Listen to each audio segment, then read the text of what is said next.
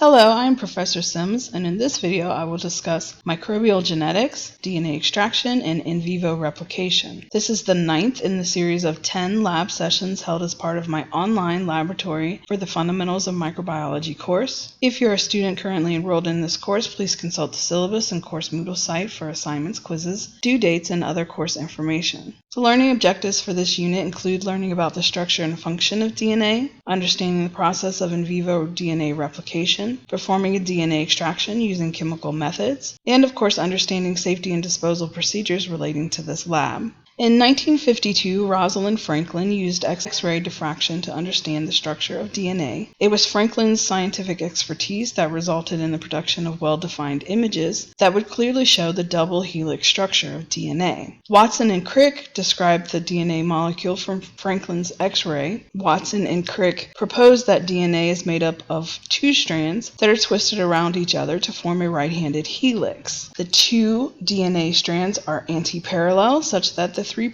end of one strand faces the 5' end of the other. Austrian biochemist Erwin Chargaff examined the content of DNA in different species and found that the amount of adenine was very close to equaling the amount of thymine, and the amount of cytosine was very close to equaling the amount of guanine, or, in other words, adenine binds with thymine and guanine binds with cytosine. The X-ray diffraction pattern of DNA, also known as the photo 51, shows its helical nature as photographed by Rosalind Franklin in 1952. Analysis of the diffraction patterns of DNA has determined that there are approximately 10 bases per turn in DNA. The asymmetrical spacing of the sugar-phosphate backbones generates major grooves where the backbone is far apart and minor grooves where the backbone is close together. So this here is an actual photograph taken by Rosalind Franklin in 1952 for the first time ever, showing the structure of DNA. So DNA, which is also known as deoxyribonucleic acid, is in fact made up of nucleic acids. The building blocks of nucleic acids are nucleotides. A nucleotide contains a pentose sugar, a phosphate group, and a nitrogenous base. Deoxyribonucleotides within DNA contain deoxyribose as the pentose sugar. There are pyrimidines, cytosine and thymine, or you can have purines, which are the adenines and guanines. These nucleotides are linked together by phosphodiester bonds between the 5' phosphate group of one nucleotide and the 3' hydroxyl group of another nucleotide. A nucleic acid strand has a free phosphate group at the 5' end and a free hydroxyl group at the 3' end. So this is what it looks like. The nitrogenous bases adenine and guanine are the purines, and they have a double ring structure with a 6-carbon ring fused to a 5-carbon ring. The pyrimidines, cytosine and thymine, are smaller nitrogenous bases that have only a 6-carbon ring structure. So the pyrimidines have a longer name, but a smaller structure, and the purines have a smaller name, a larger structure. The 3 components of a deoxyribonucleotide, are the 5-carbon sugar here, called deoxyribose. They have a phosphate group and a nitrogenous base, a nitrogen containing ring structure that is responsible for complementary base pairing. So here, the base is going to be one of these guys. Either cytosine, thymine, adenine, or guanine is going to act as the nitrogenous base. And it binds to the deoxyribose sugar, and it is bound to a phosphate group. So the whole thing here is the deoxyribonucleotide. And then the 3', 5', and all that stuff has to do with this structure here. So this is the 5' carbon on this sugar. So this here is the 5' phosphate group, and then this is the 3' carbon of this sugar. So this is the 3' hydroxyl group. So now you have phosphodiester bonding between the different nucleotides, and this is what forms the sugar-phosphate backbone, the alternating sugar-phosphate structure composing the framework of a nucleic acid strand. These covalent bonds that are occurring along the outside of a DNA molecule are fairly strong, whereas the hydrogen bonds that are formed on the inside of the DNA molecule are relatively weak. The interior of the DNA has adenine and thymine that forms hydrogen bonds with each other, guanine and cytosine forming hydrogen bonds with each other. Adenine and thymine have 2 hydrogen bonds holding them together, whereas guanine and cytosine have 3. This is a triple bond and double bond. So the overall structure of DNA kind of looks like a twisted ladder. That is, the sugar phosphate backbones are on the outside of this double helix, and the purines and pyrimidines on the inside kind of form the rungs of a ladder. Sugar phosphate backbones and adenine, thymine, cytosine, guanine on the inside. These are phosphodiester bonds along the outside that are pretty strong bonds, and then relatively weak bonds in the middle, these hydrogen bonds. The 2 DNA strands are anti-parallel to each other. This is going 3' to 5'. This is 3' to 5', and remember those numbers come from the deoxyribose sugar and where things are bound, which carbon they're bound to.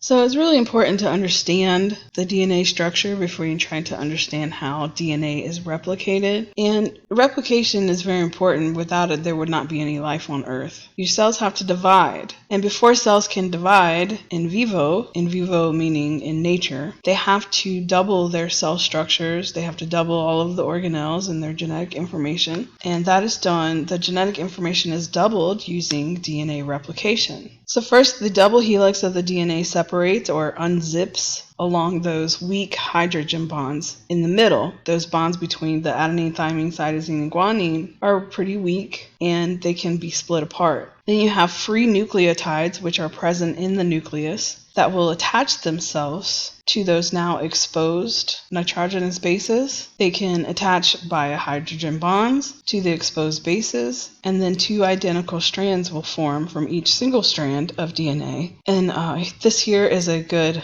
simulation on DNA replication.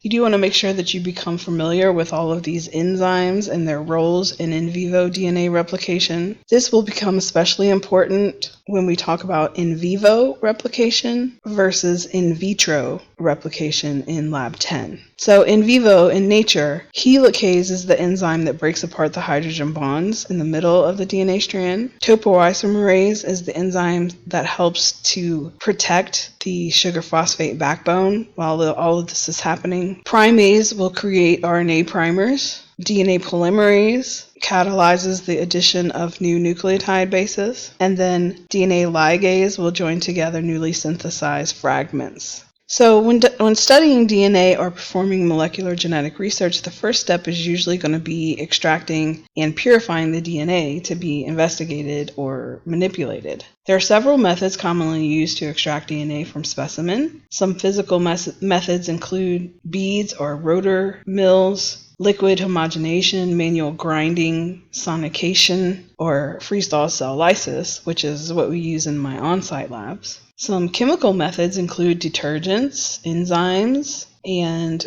chiefly what we're going to be using is osmotic shock. For experiment 1, you will use osmotic shock and detergent to extract your DNA. You're going to be extracting it from your epithelial cheek cells. Osmotic shock occurs due to the pressure on the cell membrane that comes from differences in salt concentration on opposing sides of the membrane. So you can have a hypertonic hypotonic or an isotonic solution. Isotonic is when everything is in equilibrium. The salt concentration is the same on both sides of the membrane, everything's happy. But in a hypertonic solution, you have concentration outside of the cell that exceeds that inside of the cell. So water is diffusing out of the cell via osmosis, right? So all the water is leaving the cell to try to achieve equilibrium. In a hypotonic solution, the flow of water is reversed, causing the cell to swell and potentially lyse. Here is a short video illustrating these concepts.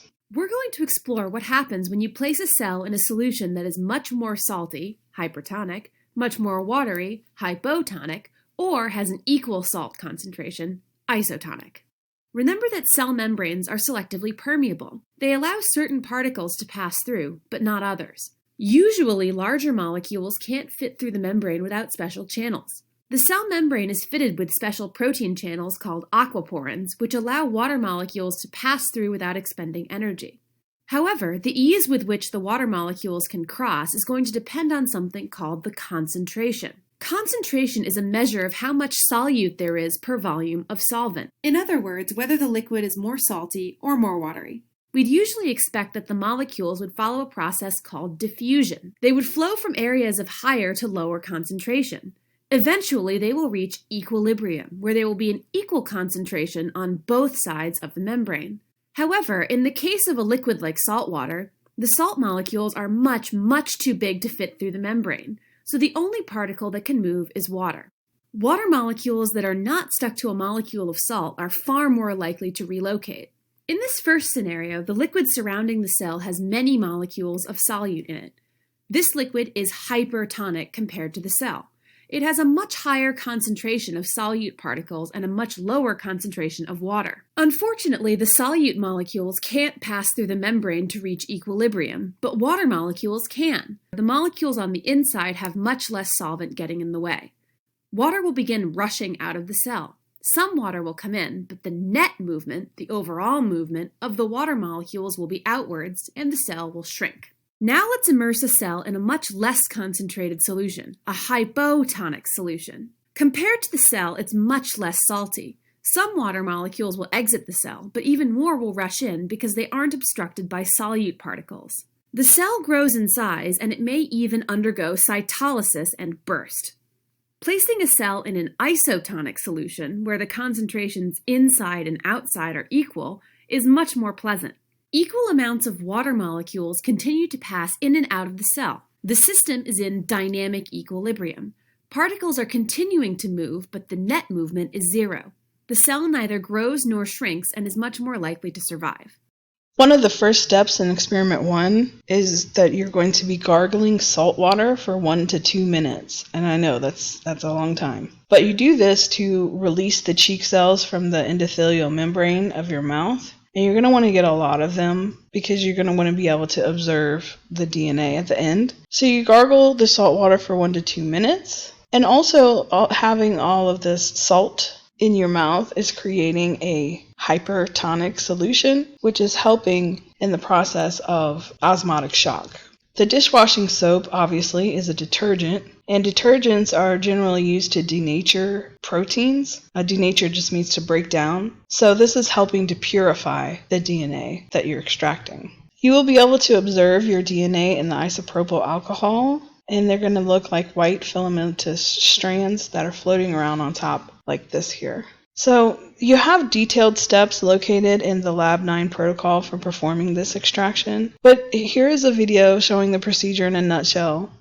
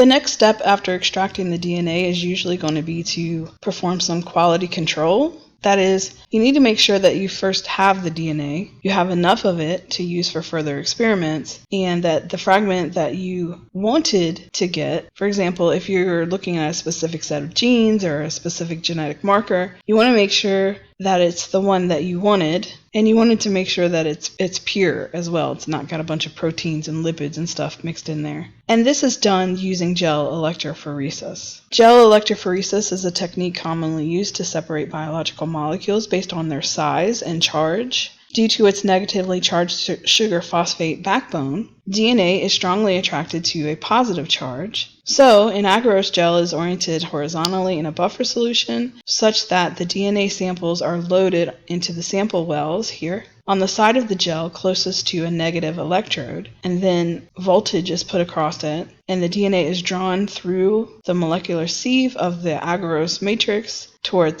a positive electrode on the other side of the gel. The agarose matrix impedes the movement of larger molecules through the gel, whereas smaller molecules pass through more readily. So the distance of migration is inversely correlated to the size of the DNA fragments. That is, the smaller fragments travel a longer distance than the larger fragments.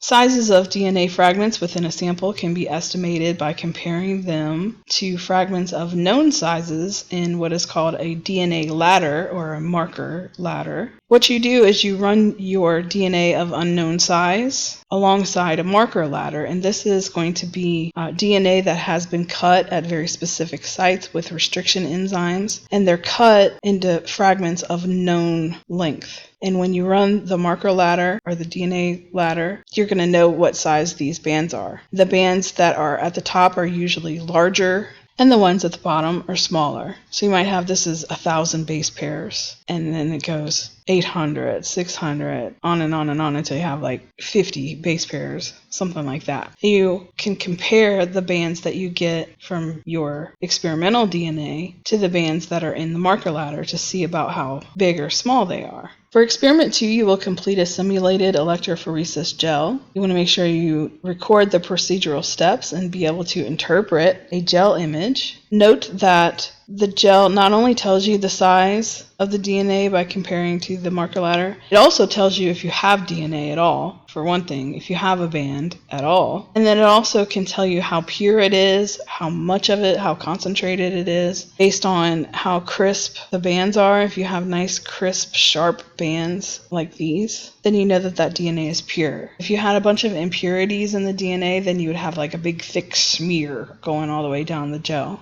And you wouldn't even really be able to see where the band is because it'd be so smeary. Thick, bright bands, like these guys here, are real thick and bright. That means that that DNA is highly concentrated. There's a lot of it. So there's a lot more DNA in this band than there is in this one. So for your observations for Lab 9, you want to make sure that you can explain Chargaff's rules, the A to T, C to G stuff, how nucleic acids are bound together in DNA, how strong the bonds holding together deoxynucleotides versus the bonds holding together the sugar phosphate backbone. So you need to understand the difference between the phosphodiester bonds and the hydrogen bonds, which enzymes pull the DNA strands apart, which enzyme makes the RNA primers, which enzyme adds new nucleotides to the parent strand, and which enzyme joins together Okazaki fragments. You need to know all of those. And also make sure that you know that this is in fact in vivo, the in vivo DNA replication. And it's going to be important to know that and have that distinction because next lab you're going to be talking about in vitro, which is artificial replication. Were you able to successfully extract and view your DNA? What do you know about osmosis and detergents and how these were used to make this procedure possible? And then what information does performing a gel electrophoresis yield? Explain what the gels tell you and how you can observe those results. For experiment 1, you're going to use the same safety precautions you would for the other wet lab procedures. Even though you're not using anything especially harmful, remember that you should treat every organism as a potential pathogen, and don't forget to follow the safety guidelines and disposal procedures previously outlined for the microbial stains and glass slides as well. Thank you guys for watching. Don't forget to do the reading. Check the description for more videos related to these topics and leave your questions for me in the comments below.